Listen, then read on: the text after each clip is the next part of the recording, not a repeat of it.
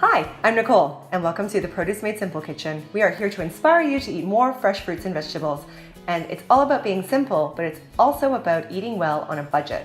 So we're going to make a springtime risotto featuring some fresh asparagus and spinach, as well as onions and garlics for flavor, and we've also got a little bit of frozen peas. So let's get started. Turn on the saute function of the pressure cooker and add the oil, onion, and garlic. Stir and saute until almost translucent. Add the rice and a half a cup of either white wine or vegetable stock. Stir it and let it boil off. Stir continuously until the rice becomes translucent around the edges but still has a white core. Add the rest of the stock and turn on the pressure cooker for 6 minutes.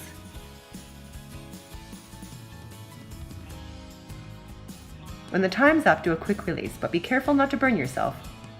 Open the lid and it will look soupy. Add the peas, asparagus, and ham to the pot and stir it. Then let it sit with the lid on for 1 minute. Add the spinach, parmesan, and stir again. It should look creamy, but if it's still wet looking, cover and let it sit for another minute or so. Stir in the butter, add salt and pepper to taste, and enjoy. This recipe took about 20 minutes from start to finish, and it cost about $12 for the ingredients to make all of this food.